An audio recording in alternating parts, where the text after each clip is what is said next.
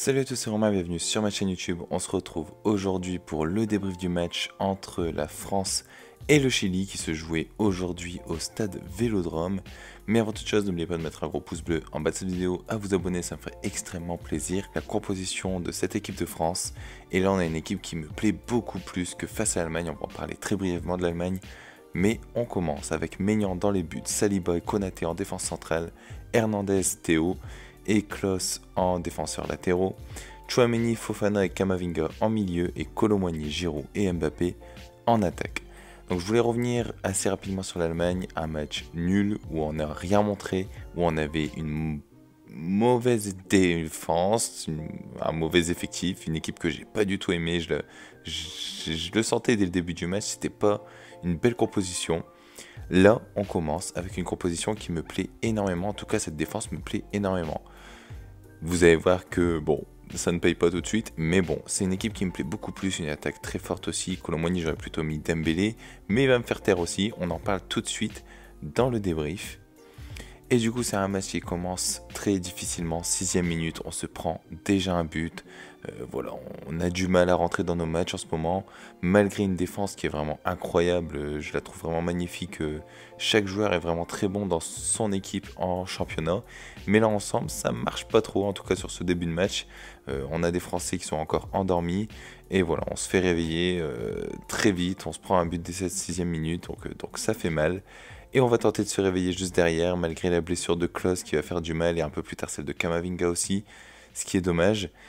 Et ce réveil paye car on a une égalisation à la 19ème minute sur une passe de Mbappé. C'est Fofana qui va tenter une frappe qui va être déviée par le défenseur chilien qui va nous permettre d'égaliser 1-1 à la 19ème.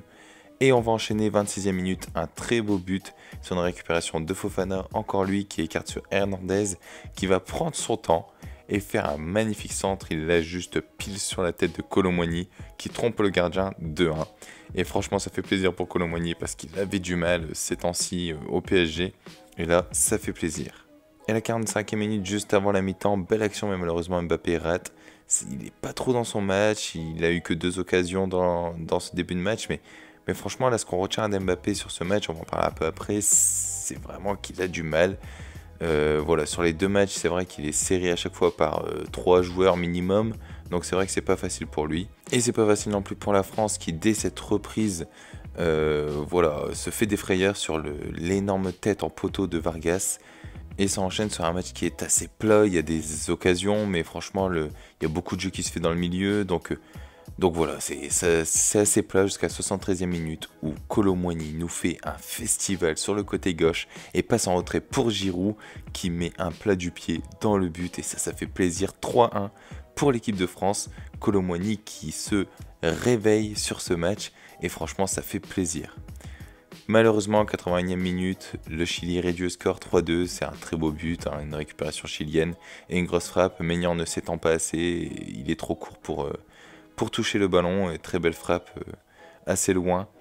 Donc voilà, on en finit sur un 3-2. Franchement, ce qu'il faut retenir de ce match, c'est Kolo Muani. Il était trop fort, le PSG doit lui laisser sa chance, lui donner du temps de jeu parce qu'il a été énorme sur ce match. Sans lui, franchement, on n'aurait pas réussi à gagner ce match tout simplement. Grosse déception, c'est Mbappé, voilà, encore dans la difficulté, c'est trop difficile là. Voilà, il est marqué par plein de joueurs, mais c'est à lui de trouver un autre jeu, de changer des choses pour pouvoir être tout autant efficace, percutant, et lui permettre aussi de marquer des buts. Là, malheureusement, on ne l'a pas vu sur les 2 matchs de l'équipe de France. Pas un seul but, une passe décisive, il me semble, sur les 2 matchs. Mais c'est pas assez pour Mbappé, il doit faire mieux, il doit faire plus. Surtout que là, on a une défaite 2-0 contre l'Allemagne, et là, on a un 3-2 où on a eu du mal à gagner 3-2. Heureusement que Kolo Muani était présent. Sur les autres joueurs, j'ai pas grand chose à dire. Saliba fait de belles interventions, Konaté aussi. Koundé, ça a été mieux sur ce match que contre l'Allemagne.